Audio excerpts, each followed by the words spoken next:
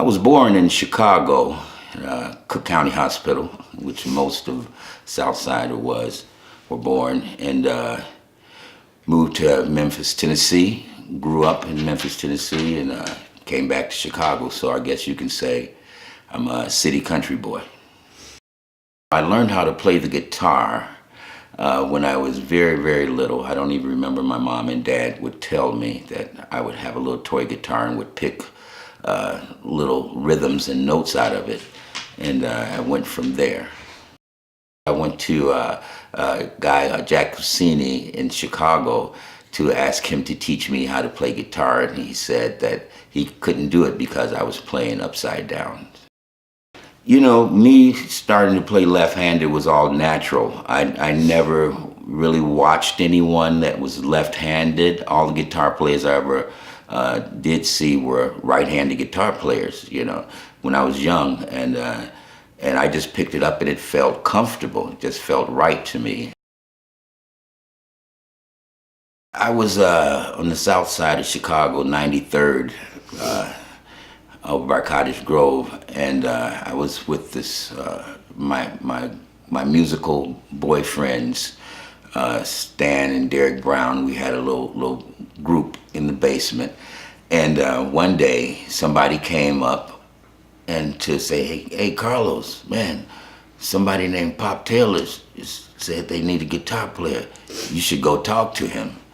And I went and talked to him, and then there it was. It was Pop Taylor. It was Lehman, Coco's husband, and there we went from there. What happens is that you learn, you cut your teeth. In other words, you put your time in, you know, pay your dues, and so playing with all the greats for Junior Wells, Coco Taylor, Son Seals, you know, just all the artists in Chicago, and they all had different styles and a different way of approaching the blues. And I said, I know absolutely nothing. so I practiced and listened to them and listened how they approached it, and I incorporated that into the way I play now. Getting paid back then was not a priority for me. It was all about passion. It was all about the thrill of playing, the thrill of an audience, the thrill of a note, the thrill of joining other musicians on stage and making something magical happen. The money never really did occur to me that much, you know, until later on when you really had to pay bills then and say, wait a minute. but you know, back then it was more about passion and the love of playing. The first recording I did was with Son Seals. I think we did Bad Axe. I think it was the Bad Axe album with Alligator. And it's night and day. You can't dick around. You can't you can't perform. You have to play. And there's a script. There's a script. And if you're not used to a script in the studio, regardless how good that you play on stage, you know, the puzzle's not going to fit.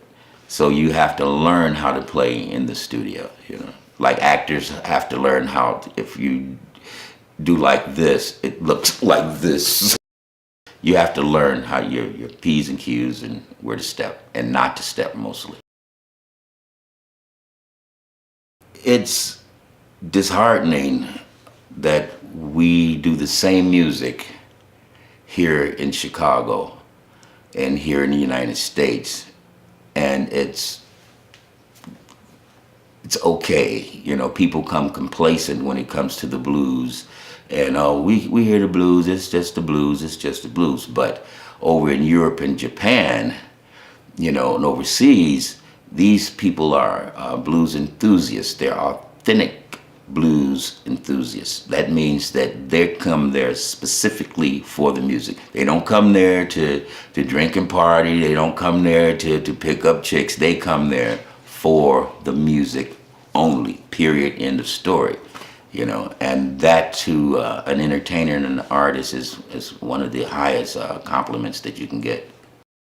You cannot sustain yourself playing in Chicago or across the United States unless you have a very, very good agent and you have a string of gigs going and coming. That way, you know, you hit the festivals and clubs, you know, festivals during the afternoon, clubs during the night, and that's okay. But it's grueling. It's grueling to make half the money that you make when you go to Europe and Japan. You know, you play a 45-minute set or 90-minute set, you get paid 3 times as much money. The audience loves you, listen to every word you say, hunk. You know, they treat you with the utmost respect. So, you know, yeah, I'd say Europe and Japan. Yeah.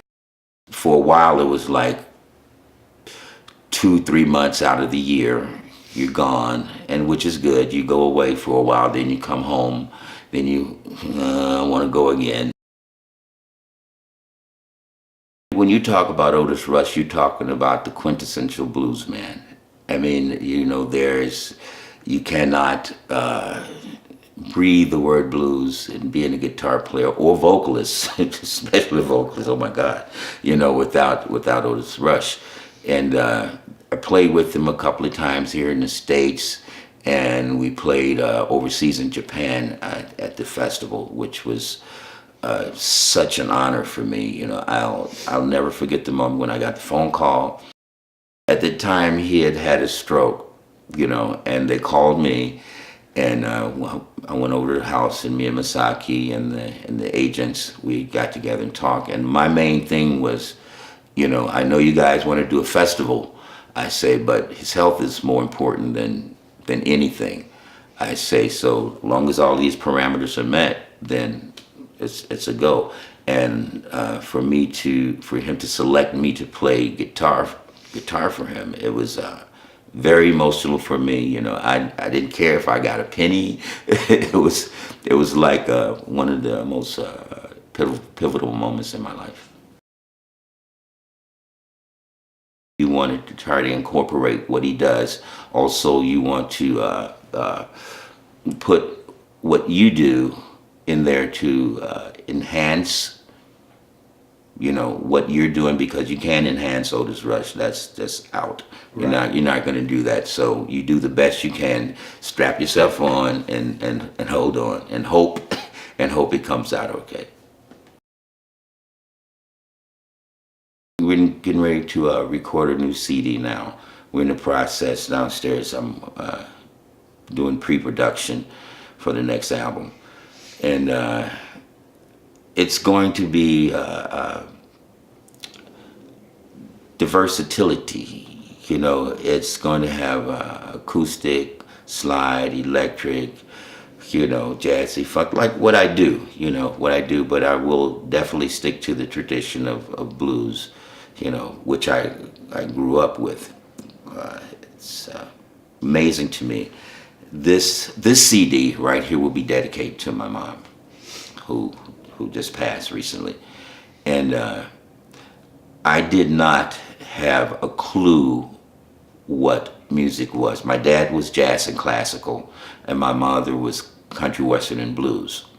So this was constant. This was morning, noon, and night. I can remember as a baby sitting in a pile of albums, and my dad sitting there with a pack of Pall Malls and a pint of Old Foster, and we would listen from Tchaikovsky to Miles Davis and go on. And my mother was country, western, and blues, and I had no idea that these were all different genres of music. To me, it was just music. So I didn't know what blues was, or what jazz was, or what country was, you know, what classical was. I knew it was just joy. It was music. It was happiness. And so that's why I'm going to dedicate this album to my mom for giving me that gift. B.B. King learned from listening to someone else, and he put his thing on it, and he put his thing on it, and so forth and so on. You know how this process works. But you have to at one point, draw the line. So if I was to run into a 20-year-old that wanted to play the blues, first of all, you must want to. You must have a love for this. You know, this is, if you think that it's just going to be a walk in the park, you got another thing coming. You know, especially young African Americans. I'm so proud of On Fire, Jemiah On Fire. You know, these kids are really doing it well, and but you have to stay within the tradition to keep that linkage in the blues. You can play blues probably on every genre of music that exists, you know, but you have to have a passion for this music. I started off with playing jazz music and couldn't eat. You know, there was jazz. We didn't make any money. I mean, any money. And so when I found that you could play blues, you know, and you could make $25, you know, and you could drink too. You know, so that was cool back then. But seriously, he probably will get disheartened. This is part of this, like I said, it's full of pitfalls. It's full of obstacles. It's full of things that will try to make you stop. But if your passion is there, you will find a way to get around it, to work around it, to keep surviving. Because trust me, playing 50 years, playing this thing for 50 years, I'm still struggling. You know, I'm still struggling. No, you know, we're not. You know, there's a very few of us that are making Buddy Guy money and Rolling Stone money, and you know, especially in the blues like that. So, but it's a life struggle. But you know, I wouldn't trade it for all the tea in China.